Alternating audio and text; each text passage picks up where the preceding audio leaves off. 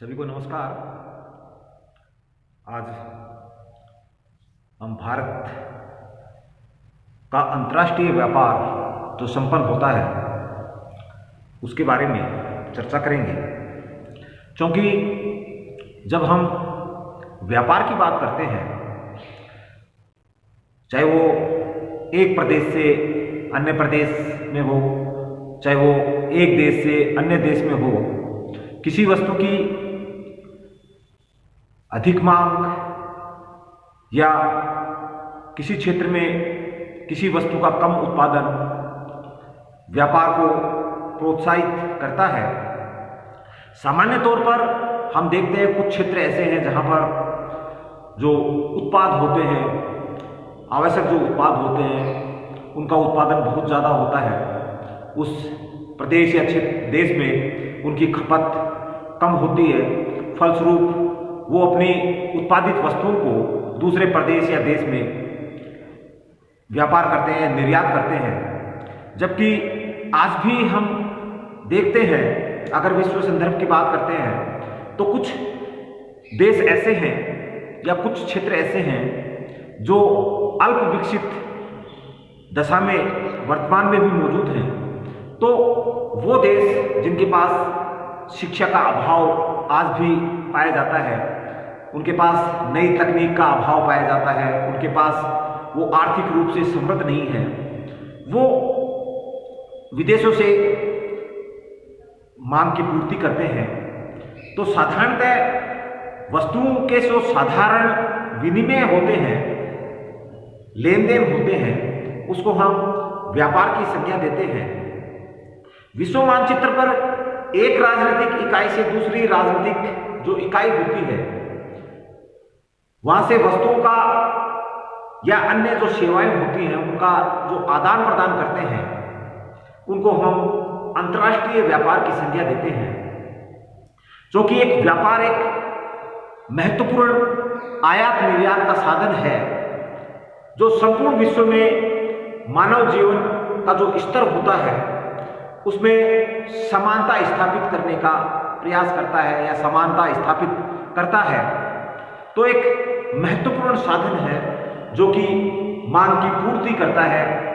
व्यापार के अंतर्गत इसको शामिल करते हैं हम।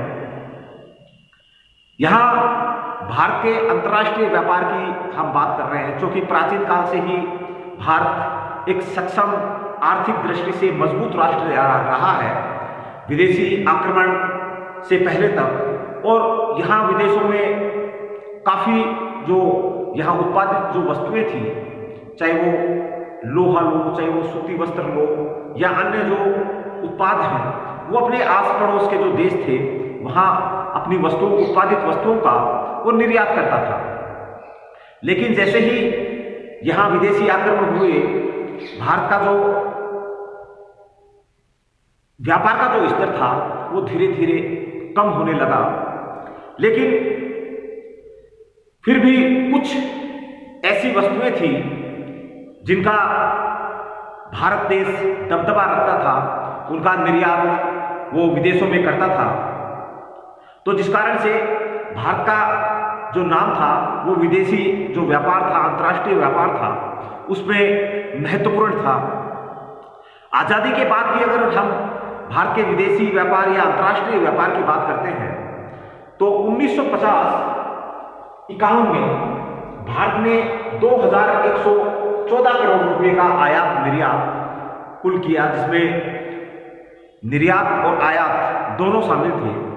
जैसे जैसे हमारी पंचवर्षीय योजनाएं लागू हुई, विभिन्न क्षेत्रों में हम सरकार के द्वारा अनुदान दिया गया, प्रोत्साहित किया गया, तो हमारी जो आर्थिक स्थिति थी वो सुदृढ़ होती चली गई। और हम जब 19-20 में पहुंचे तो हमारा जो कुल आयात और निर्यात था उसकी अगर बात करते हैं तो 19-20 में लगभग 491.94 अरब अमेरिकी डॉलर की निर्यात की संभावनाएं जताई गई। जबकि इसी वित्तीय वर्ष में 559.45 अरब अमेरिकी डॉलर की आयात की जो संभावनाएं थी वो व्यक्त की गई। तो इस प्रकार हम देखते हैं हमने जो निर्यात किया उससे ज़्यादा हमने आयात किया। फलस्वरूप भारत की जो विदेशी व्यापार की जो स्थिति थी वो लगभग 3.90% की इसमें ऋणात्मक वृद्धि देखी गई, क्योंकि आयात अधिक रहा, निर्यात कम रहा। फलस्वरूप 3.90 की जो ऋणात्मक जो वृद्धि थी वो भारत के अंतर्राष्ट्रीय व्यापार में देखी गई। यहां भारत के अगर विदेशी व्यापार की जो विशेषताएं हैं, अगर हम उनकी बात करते हैं तो मुख्य रूप से अधिकांश जो व्यापार होता है भारत का वो हमारे जो तटीय क्षेत्र में जो बंदरगाह हैं उन्हीं से संपन्न होता है, यानी समुद्री मार्गों से भारत का जो विदेशी व्यापार है वो अधिकांश रूप से संपन्न होता है। कुछ ही देशों में से जो व्यापार है वो अधिक होता है। आयात निर्यात की अगर बात करते हैं तो कुछ ऐसे देश हैं जिनमें अधिकांश भारत आयात और निर्यात करता है। जैसे हम पश्चिमी यूरोप के देशों की बात करते हैं, हम अमेरिकी देशों की बात करते हैं, अमेरिका है, यूएसए, कनाडा, रूस, जापान। तो कुछ सीमित देशों में हमारा जो व्यापार है वो अधिक रहा है। प्रतिकूल व्यापार संतुलन हमारे यहाँ देखने को मिला, क्योंकि यहाँ हमारे अंतर्राष्ट्रीय व्यापार में ऋणात्मक जो वृद्धि थी 3.90 की वो देखी गई, यानी हमारा निर्यात से आयात अधिक रहा। विदेशी व्यापार में सरकारी क्षेत्र का बढ़ता हुआ महत्व है, ये एक महत्वपूर्ण विशेषता भारतीय अंतर्राष्ट्रीय व्यापार में वर्तमान में देखने को मिल रही है। क्योंकि विदेशी व्यापार में जो भारत के जो बड़े सरकारी जो उपक्रम हैं उनका जो उनकी जो भूमिका है वो महत्वपूर्ण हो जाती है, और उसके जो उत्पाद हैं उनका जो व्यापार है वो धीरे धीरे बढ़ने लगा है। सरकारी क्षेत्र के जो उपक्रम हैं उनसे उत्पादित जो माल है या सामान है उसका अंतर्राष्ट्रीय व्यापार में महत्व बढ़ा है। विदेशी व्यापार में भारत की जो स्थिर अनुपात है उसको हमें देखने को मिल रहा है कुछ सालों में, क्योंकि भारत विश्व का जो कुल विदेशी व्यापार होता है, अंतर्राष्ट्रीय व्यापार होता है, भारत का हिस्सा न तो बढ़ा है न कम हुआ है। लगभग 2% का हिस्सा भारत अंतर्राष्ट्रीय व्यापार में रखता है। तो इसको स्थिर अवस्था में यहां भारत का जो अंतर्राष्ट्रीय व्यापार है वो है। परंपरागत निर्यात पदार्थों के अनुपात में कमी, क्योंकि भारतीय राष्ट्र प्राचीन काल से ही कुछ ऐसी वस्तुएं हैं जो परंपरागत रूप से हमें हम यहाँ उत्पादित कर रहे हैं, उनका जो व्यापार है वो हम शुरू से कर रहे हैं, प्राचीन काल से कर रहे हैं। तो वर्तमान में जब तकनीकी विकास हुआ तो जिसके कारण से हमारे जो हस्तनिर्मित या हथकरघा उद्योग है या हीरे जेवरात का जो उद्योग है या सूती वस्त्र उद्योग है उनके निर्यात में हमें यहाँ कमी देखने को मिल रही है। निर्यात प्रोत्साहन व आयात नियंत्रण ये एक महत्वपूर्ण विषय है, क्योंकि भारत में जो अंतर्राष्ट्रीय व्यापार में जो ऋणात्मक वृद्धि देखी गई है तो हमारी जो सरकार है, भारत की सरकार है, उसने आयात को नियंत्रित करने का प्रयास किया कि हम आयात कम से कम करें, हमारे यहाँ उत्पादित जो माल है उसका हम प्रयोग करें और हम निर्यात को प्रोत्साहित करें। हम ज़्यादा से ज़्यादा सामान विदेशों में निर्यात करें ताकि हम आर्थिक रूप से सुदृढ़ हो सकें। अगला, विदेशों का अधिक प्रभाव, क्योंकि तकनीकी विकास के साथ साथ जैसे जैसे हम आगे बढ़ रहे हैं तो हमारे यहाँ भारत में तकनीकी क्षेत्र में, बैंकिंग क्षेत्र में, बीमा क्षेत्र में और परिवहन में इन महत्वपूर्ण जो क्षेत्र हैं उनमें विदेशियों का प्रभाव ज़्यादा है। विदेशी कंपनियां यहाँ इन क्षेत्रों में अपना प्रभाव ज़्यादा दिखा रही हैं। तो उससे हमें जो आर्थिक नुकसान है वो उठाना पड़ रहा है।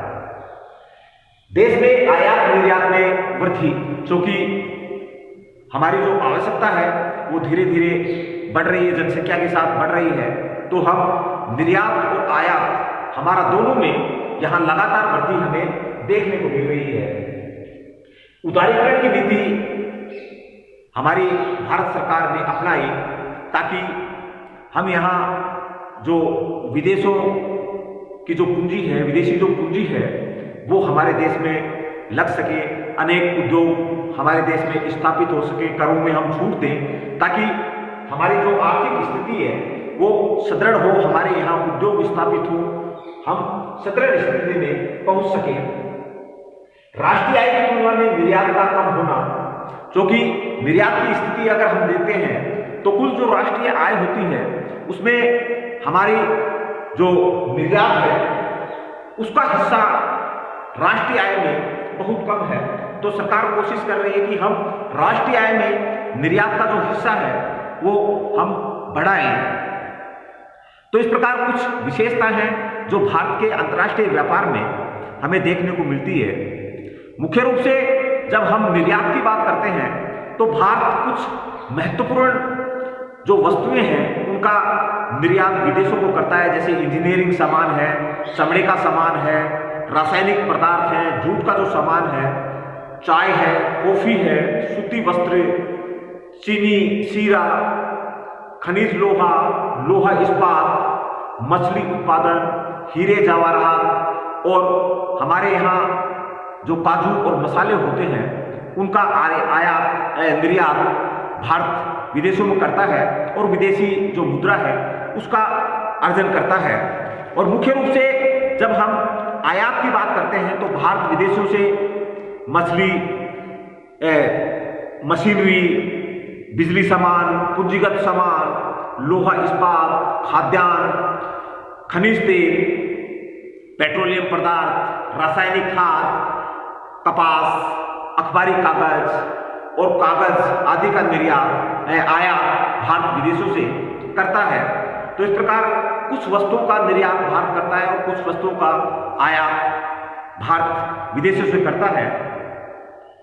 भारत के विदेशी व्यापार की अगर हम दिशा देखते हैं तो चूंकि हमने पहले भी बात की कि भारत का जो विदेशी व्यापार है कुछ देशों तक सीमित है, यानी कुछ देशों में ये अंतर्राष्ट्रीय व्यापार अधिक होता है और उन देशों में जैसे हम अमेरिका की बात करते हैं, हम रूस की बात करते हैं, जापान, ब्रिटेन, ओपेक देश, तेल उत्पादक जो देश हैं, क्योंकि भारत में खनिज तेल की जो उत्पादन की स्थिति है बहुत कमजोर है, जिसके कारण से हम तेल उत्पादक देशों से तेल का अधिकांश भाग वो आयात करते हैं। जर्मनी, फ्रांस और कनाडा, ये देश कुछ ऐसे हैं जिससे हम अंतर्राष्ट्रीय व्यापार ज्यादा संपर्क करते हैं। इसके अलावा दक्षिणी पूर्वी एशिया है, अपना पूर्वी अफ्रीका है, पश्चिमी यूरोपीय देश है, इनसे भी हमारा जो अंतर्राष्ट्रीय व्यापार है वो संपन्न होता है। भारत का जो विदेशी व्यापार की जो नीति है जो 2015 और 20 की हम बात करते हैं तो कुछ विशेषता थी जिसमें हम अंतर्राष्ट्रीय व्यापार को नियंत्रित कर सके, हम आयात निर्यात को।